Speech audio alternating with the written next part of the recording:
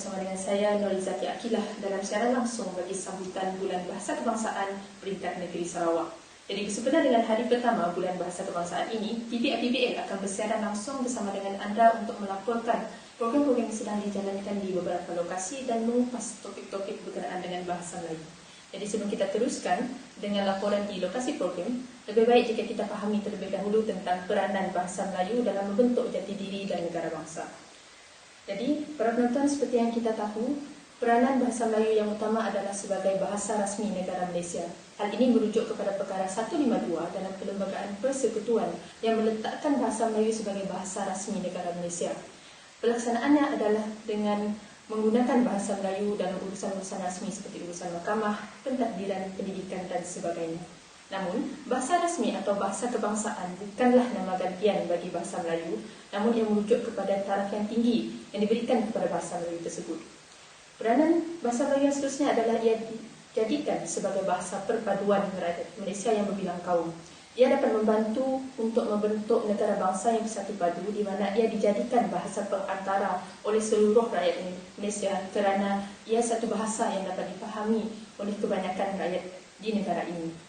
Jadi, tanpa kita buang masa lagi, kita terus saja bersama dengan rakan setugas Kartika Zalia di Institut Pendidikan Guru Kampus Batu Lintang bagi melaporkan program pelancaran Bulan Bahasa peringkat sekolah. Teruskan Zalia.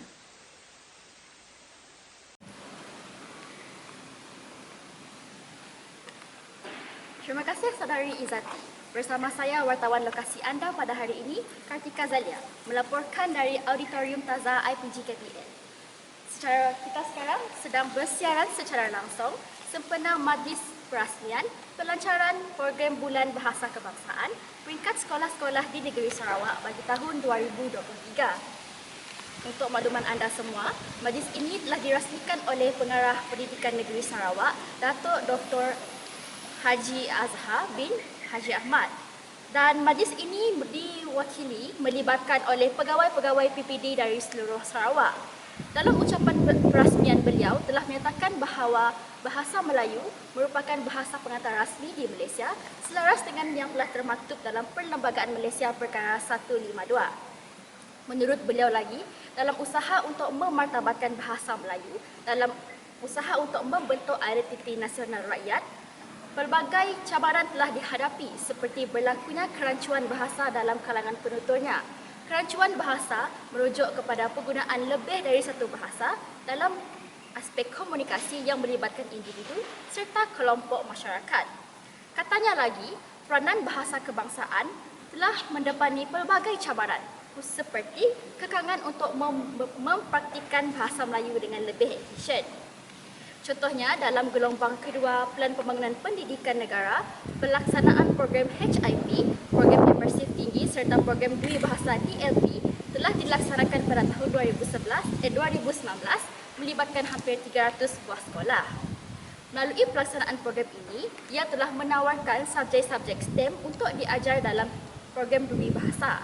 Lantaran daripada aktiviti dan pelaksanaan program ini, telah berlakunya kekeliruan penggunaan bahasa seperti penggunaan bahasa rojak dalam kalangan penuturnya.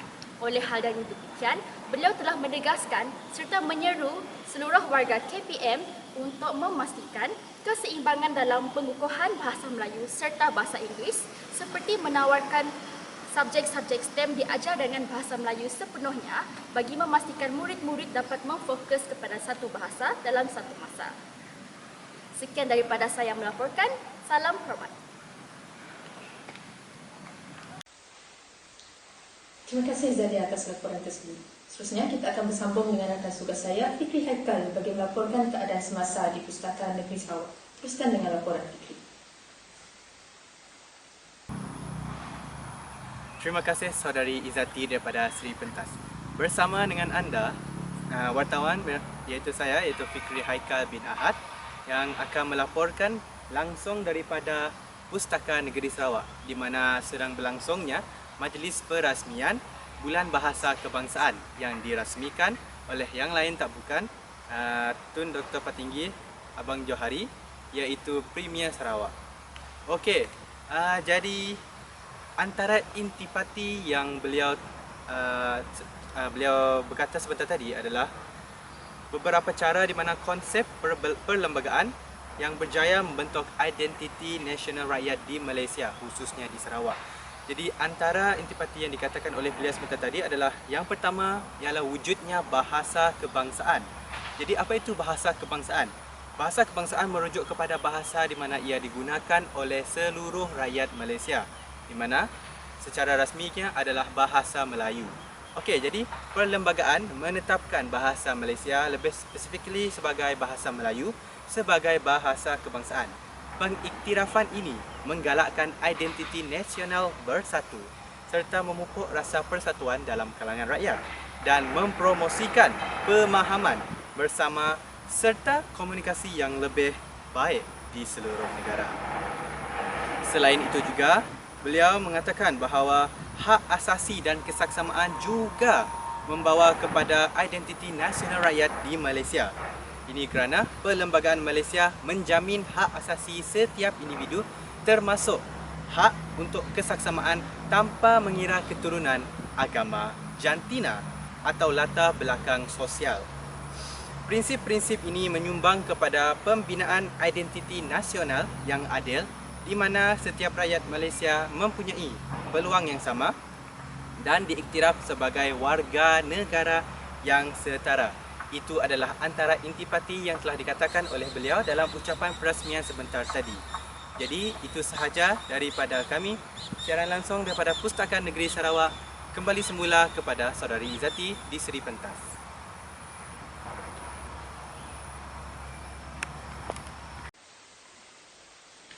Terima kasih Fikri atas laporan dari Pustakaan Negeri Sarawak tersebut.